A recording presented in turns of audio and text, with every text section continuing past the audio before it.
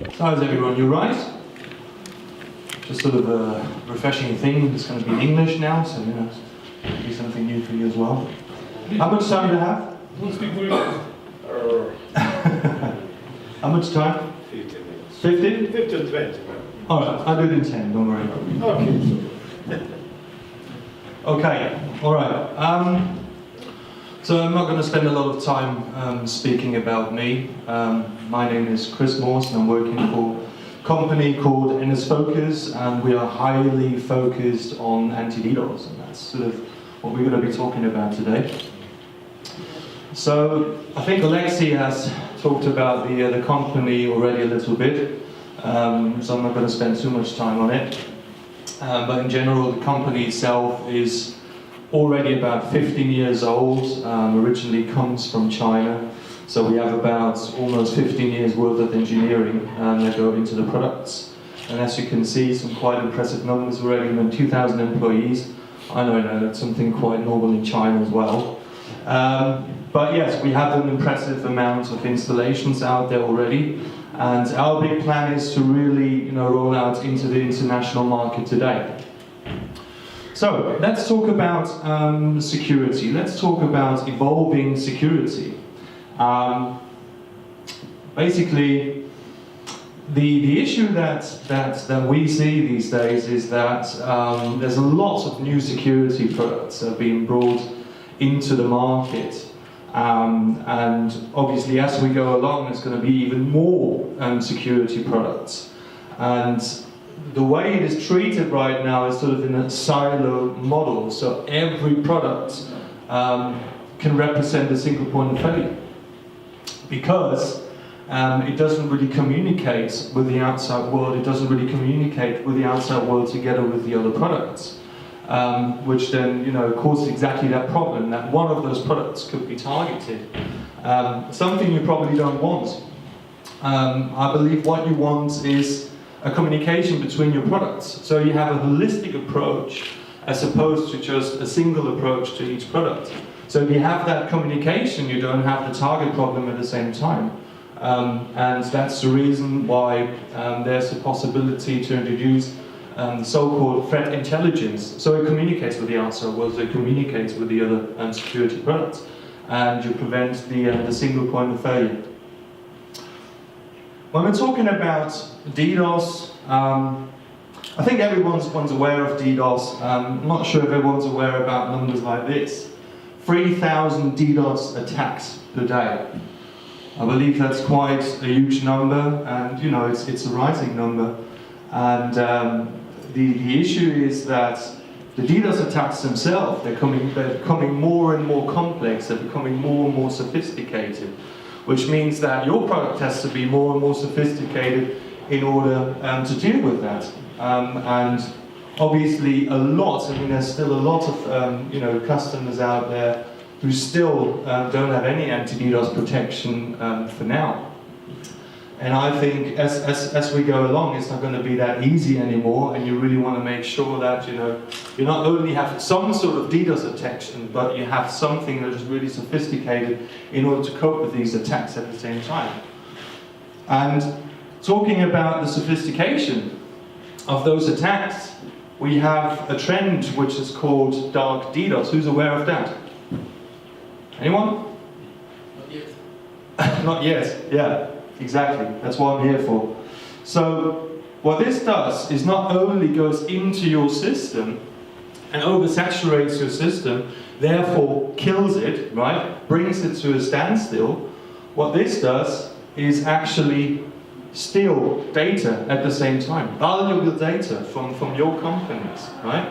So this is what it looks like when you're being attacked. Quite some impressive statistics. The average downtime is about 45 minutes. Now, every minute of that, in average, costs about $22,000. Thinking about it. It doesn't take a lot of maths, it doesn't take a lot of brains to understand, how costly this can be if you're basically not doing anything about it. And, here's a perfect example. This is one of our customers in Australia. And I was at the sales kickoff in Las Vegas for NSFOCUS. And there came news in that, you know, that company has just been attacked with a 90G plus DDoS attack. And we have actually managed to mitigate the entire attack. 2 hours and 30 minutes, that was the duration of the attack. Now think about it. 1.3 million is effectively what we saved this company. Now, if they didn't have any of that protection, they'd probably be bankrupt right now. So, I can only urge to really make sure, not only talking about anti-DDoS, I'm talking about, you know, IT security in general. You really want to make sure that you have the security you need. Not necessarily, you know, the security you're being told to have, but, you know, the security you need. So you really want to make a proper check and understand what it is that you require. And here's another case study. It's one of our big banks. 14,000 branches coming from China, and they've been using the product for quite a while now. Small value. Small branches, yeah.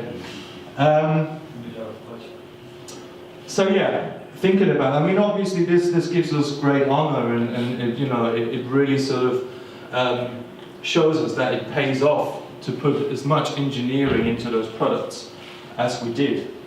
50, like I said, 15 years worth of engineering is what went into those products for now, and you know, we're carrying on.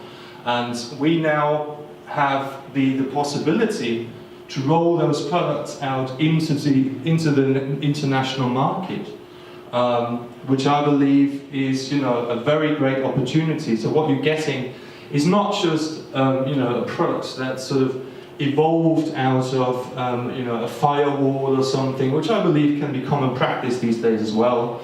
No, this is really focused on anti-DDoS products with a lot of engineering, a lot of intelligent people that have been working on that. And not only that, we now from the international team have started to bring in all the people, not all of them obviously, but some very great brains from, you know, market leaders like Arbus, like Radware, like Carrero.